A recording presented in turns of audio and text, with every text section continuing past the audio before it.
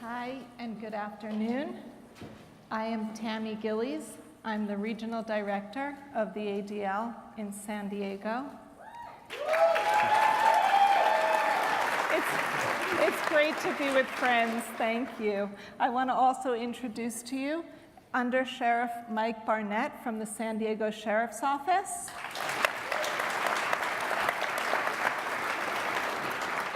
Jason Bercovitch, who's field representative for Congressman Scott Peters, and also Leadership 2020, and also an ADL board member, so wearing a few hats. And I'm sure many of you already know Rabbi Jonah Pesner, from the Religious Action Center of Reform Judaism, the RAC, for all the insiders.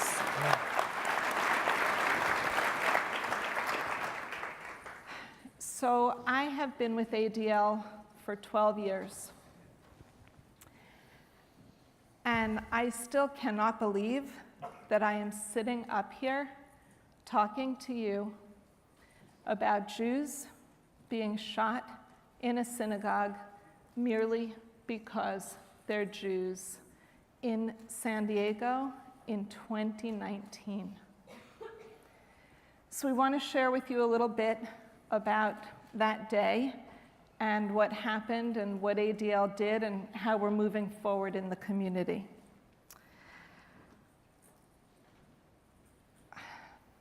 This is hard. I've been doing a lot of talking all around my community, but I've never actually given my personal side of what happened that day, so I hope you'll bear with me. The first call that I received on that morning was from the Undersheriff Mike Barnett. He called to tell me about the shooting. He told me as much as he could at that time. My next call was to Matt Wagner, who is ADL San Diego staff and a great colleague who was closer than I was and left, jumped in his car, and was on the scene within minutes. I then called George Salim and Oren Siegel. So you have to picture that I have my two phones, which if you know me, I always carry two phones. And I have Mike on one phone and Oren Siegel from the Center on Extremism on the other phone. And we're talking and we're sharing information and we're trying to learn and confirm about who this shooter is. That's all going on. I then start to get calls from all the police chiefs in San Diego, many of whom I've known for years and years. And they want to know, Tammy, what can we do to help? We're here for the Jewish community. What do you need? We made sure that there was law enforcement at every synagogue and Jewish institution immediately. Don't forget, this for us was a Saturday morning, still Shabbat and still Passover. We organized all of that. Within a half an hour after that, ADL's senior staff were on the phone with me on a conference call, including Jonathan, talking about what do we need in San Diego, how can ADL help us in our region. Jonathan insisted, he was in LA, he insisted on coming down to San Diego immediately. So he got in his car, he was heading down to San Diego.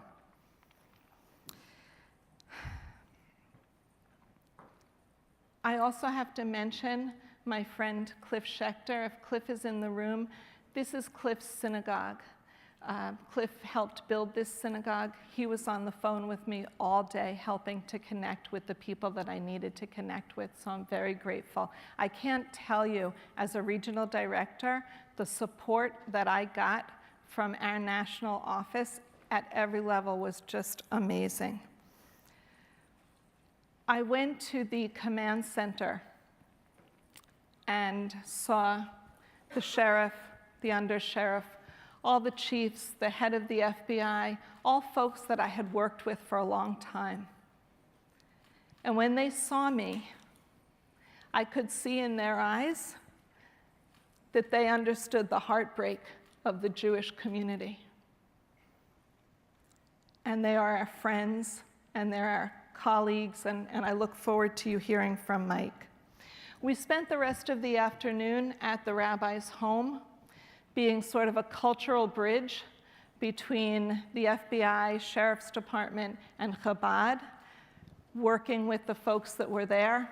When I walked into the rabbi's house, they said to me, "We're so glad ADL is here. We were waiting for you. Thank you for being here." It was really very moving. So it was quite a day, a lot of work, but we couldn't do it without the Sheriff's Department, and I want to turn it over to Mike.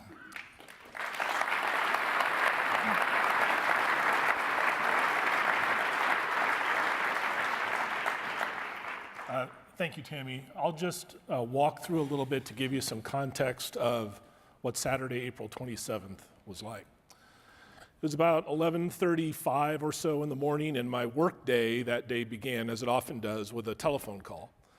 And I have my staff very well trained to not just call me with breaking news, and because there's always breaking news. There's 1 million people that we provide police services for. There's always something happening. But when the first voice I hear on the other end of the line is, there's an active shooter, at least 4 victims at the Chabad in Poway, immediately the gravity of this started to sink in, and I forgave my assistant sheriff who called me that she didn't have all the details at that time because it was just too urgent, it couldn't wait. I immediately fired up my computer, turned on my radio to get details of what happened, and it became clear pretty quickly as I was preparing to roll out there that this was a lone gunman, that the indications were he acted alone. I can't go into all the details about why that is, it would just take too long. It'll all come out in court eventually. And that the threat was over. So that was thankful. Nonetheless, knowing the Chabad, knowing that the rabbi there, Rabbi Goldstein, was a Sheriff's Department chaplain for 20 years, and I was acquainted with him, knowing the symbolic impact that would have on the community, this was not even just a normal shooting. This was magnified, to say the least. So the first thing in my position I have to do is I have to take action. So we had to confirm the basics, make sure we had enough resources on scene. We called for 50% of our resources countywide to respond into Poway. That's a couple of hundred units. We made sure that the public had the information they needed, road closures, safety, telling them that we believe the threat is over, but to remain vigilant.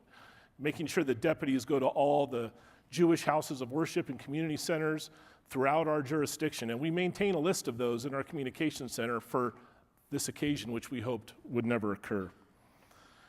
And then we need to share information, and I wanted to make sure, of course, my boss, the sheriff, had the information he needed, but the elected officials who were going to become involved, as you'll hear about in a moment, that they had the information they needed, and then, of course, the Jewish community. And in San Diego County, the voice for the Jewish community, as far as I'm concerned, is Tammy Gillies at ADL.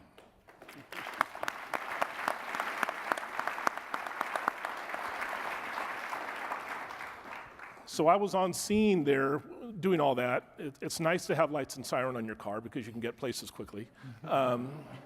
In about 25 minutes after I left my house, about 45 minutes after the initial shooting, and we were just kind of forming up the command center. We still had most of our resources were actually at the scene, which was fairly well contained. Part of my job all day was to shield the staff from outside influences. We literally had calls coming in from the White House within 90 minutes because they had heard that a federal officer was involved in the response. Customs and Border Patrol agent Jonathan Morales, another hero in San Diego County that we just hung a medal on at our award ceremony on Friday, along with Oscar Stewart, a member of that congregation who acted heroically. We had to provide for the safety of all the people in the area, a rather large perimeter, account for media. We ended up doing 300 witness interviews on this case and serving 17 separate search warrants related to the investigation, from the house to the car to the electronic media to schoolwork to everything involved. Then we had to move into the recovery of this incident. And one of my main concerns, of course, is the recovery of my staff who had to respond in right away. One of our off-duty detectives was driving by the Chabad on his way home with his wife when he heard the call come out. He pulled over his car, took his vest and his gun out of the back, gave the keys of his car to his wife, which he's not supposed to do that to a government vehicle, but we forgave him. He drove away. He responded in, and he was giving first aid to the rabbi, tending to Lori Kay, and doing the things that needed to be done at that time. I don't think the people inside even knew that he was a law enforcement officer because it was just so chaotic. We had to visit the victims. All 4 victims were taken to one local hospital. It wasn't until the next day that I was able to get there and visit with the rabbi and his wife, who he was still recovering. He had lost a finger in the shooting. Unfortunately, thank God he wasn't more seriously wounded. And then we went down and thanked the staff in the emergency room who took in all these patients and dealt with them so heroically and prevented any further injury. Then we had to respond to the community. And I think the principles for that are making sure the community has the information they need in order to stay safe, in order to be informed, in order to feel safe and knowing that law enforcement is in charge. And we did that by presenting a unified voice. The Sheriff's Department, the San Diego Police Department, the city is just a block or so away from the Chabad there, as well as the FBI special agent in charge. That was always, those 3 individuals were always the public face of law enforcement. There was no interjurisdictional squabbles here. It was a very complicated investigation, to be sure, because of the federal involvement.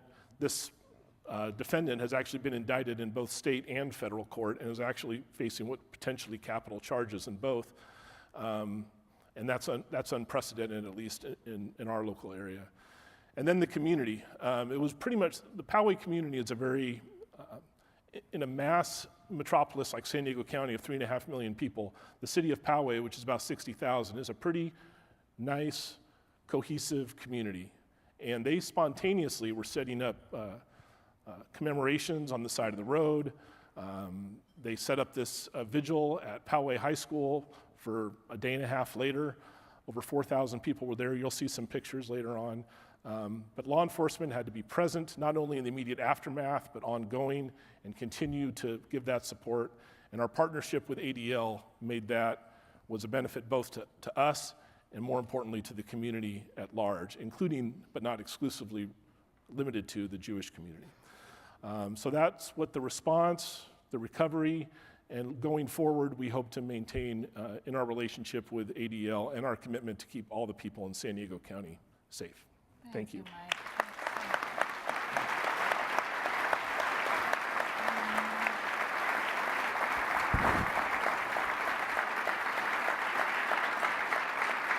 So, Jason, you're here wearing a few hats. So maybe you can share with us a little perspective, both from the Congressman's point of view, from what you were doing on the ground, and where we go from here. Sure. Well, first of all, it's great to be back. I remember when I was sitting right where you guys are sitting just a few years ago as a GLI participant, and now a proud GLI alumni and regional board member. So I've been there. I've heard what ADL has to offer, and I know how important that is. So to give you a little bit of perspective of kind of what I was going through, let's look at how the day started off. And as a field representative in the district for a congressman, we don't really work 9 to 5. You just kind of work.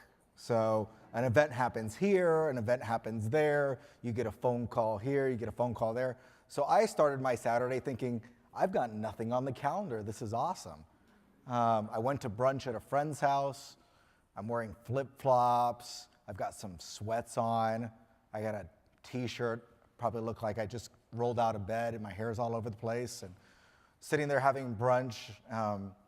And we're no more than 5 minutes away from the Chabad. And I remember we're debating, we're mad at one Democrat because he's not progressive enough. We're mad at another Republican because he's tweeting about something. And then all of a sudden, somebody that's with me gets a text message, and it says, there's a shooting at Chabad. And we all pause. And then another text message comes through, and it says, a couple people have been shot. So then you go to social media. Is this true? Is it not true? And I get a text message while I'm on social media, and it says, there's a shooting at Chabad. And then at that point, conversation's over. I'm up, I'm in the car, First phone call that I make, actually, is to Rabbi Goldstein's son. So my house, my wife and I, we actually live no more than 10 minutes away from the Chabad. And Rabbi Goldstein's son, Rabbi Mendel, who's one of the junior rabbis at Chabad, has invited us over on multiple occasions just to welcome us and for Shabbat dinners. So it's just something that we do every couple of months, is we had Shabbat dinner with Rabbi Mendel. So as soon as I heard what happened, that's who I called. And of course, it goes to voicemail. And I realized it's Shabbat. A whole other element to this is it's Shabbat. The second phone call that I make, though, is to the ADL. Because if there's anybody that was going to have background, if there's anybody that's going to know how to handle the situation, if there's anybody that knows how to work with law enforcement, along with bridging that divide of some of the hiccups or roadblocks that you're going to run into dealing with an incident like this on Shabbat, it's ADL. Unfortunately, I find out from Matt, and he's talked to Tammy, that they already know what's going on, and he's heading down there. The third phone call I make is to the Congressman. And again, it's a Saturday. He's out hiking with his wife. And all I say is, there's been a shooting at Chabad. And he says, which one? Now, bear in mind, we've got about 47 different congregations. Reform, conservative, Chabad throughout the district. I go, Chabad of Poway. Congressman says, we were just there. They just celebrated the 30th anniversary. 3 years ago, the congressman was there to recognize the community. He says, I'm on my way. So I go down there, and we get there, and the congressman calls me. And at that point, I'm at the Chabad. You can see the cameras forming. The crowds are there trying to figure out what's going on. And he says, Speaker Pelosi called me.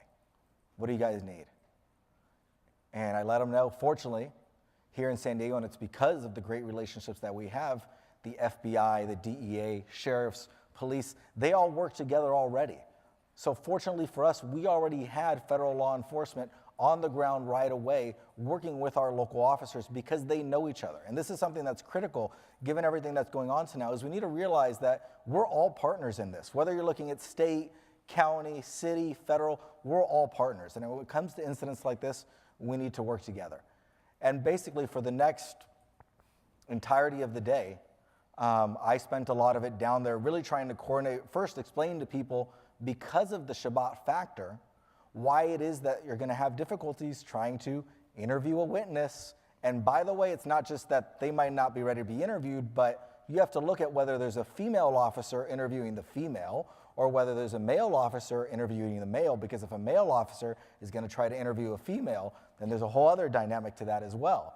So trying to explain that while at the same time I'm getting calls from other members of Congress. I received a call from Senator Feinstein's chief of staff. What does the senator need to do? And the other one, which really shocked me, but it says a lot too, the Israeli embassy calls me, their head of security. What can the Israeli government do to help? And it really says a lot about how impactful this one incident is to the entirety of the community. You already heard about us getting police officers and sheriffs to all the other congregations, but even the Israeli embassy and the Israeli ambassador were trying to figure out how can they help to ensure that Jews here in America continue to feel safe and can continue to really do what they're supposed to do on Shabbat, which is to relax, to pray, and to spend that time with family. Thanks, Jason. Yeah. Well said. Well said. So as Mike was sharing with you, we did, ADL hosted a vigil in Poway with the school district, and all of the faith communities came out. We had 4,000 people in Poway on the Monday night, and we were in the rain trying to move towards healing. And so maybe, Rabbi, you can share with us a little bit about how does a community move towards that healing process? Yeah, thanks, Tammy. First of all, will you all who are not of the San Diego community join me in celebrating the courage and the strength of our San Diego family?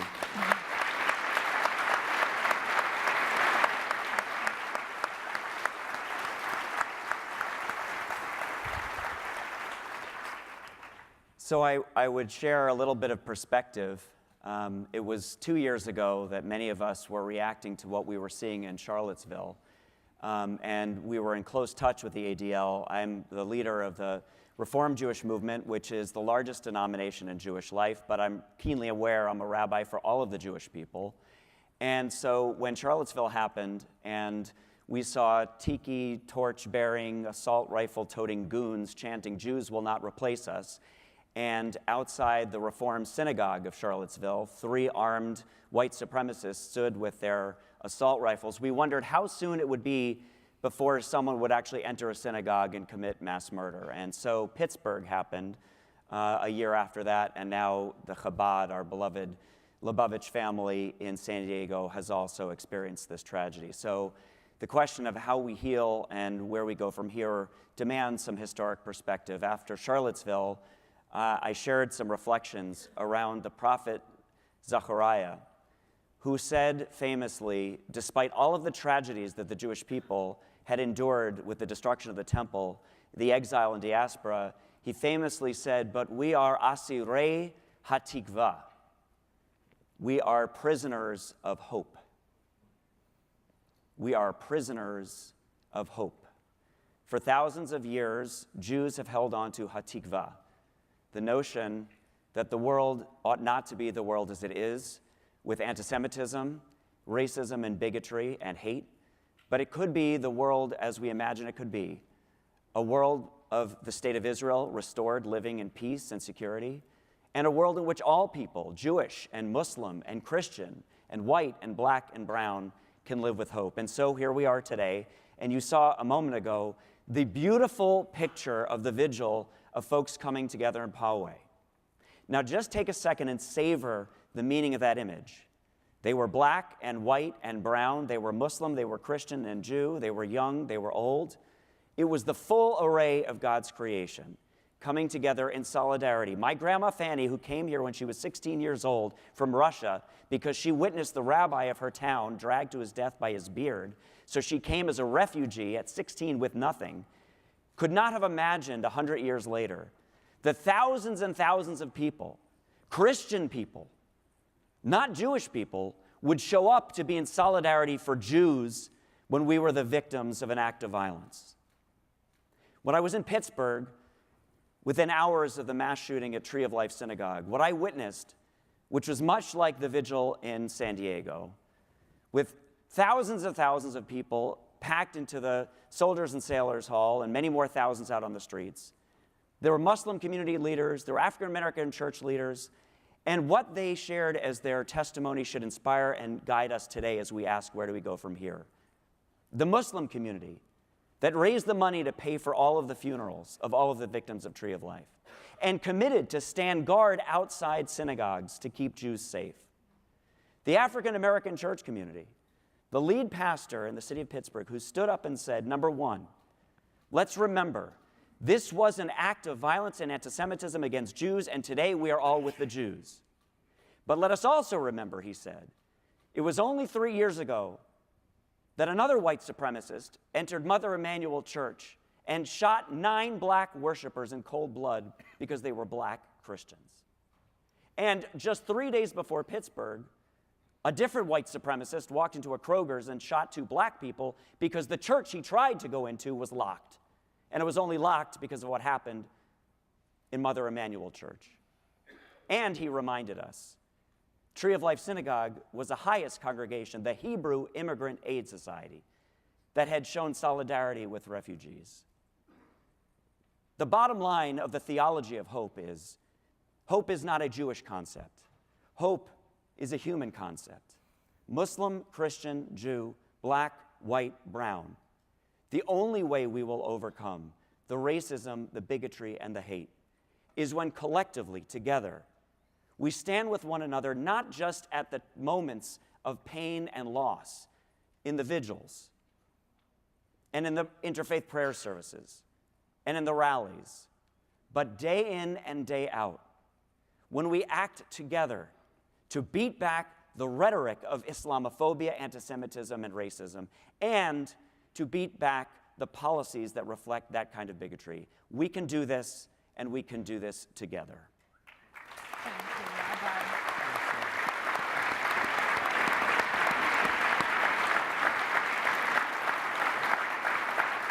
So I just want to wrap up and say thank you, and to all of the ADL staff, to all of the ADL board members throughout the country that reached out to us in San Diego. We are one ADL family. This is why we get up and do this job every single day, and we thank you. Thank you so much.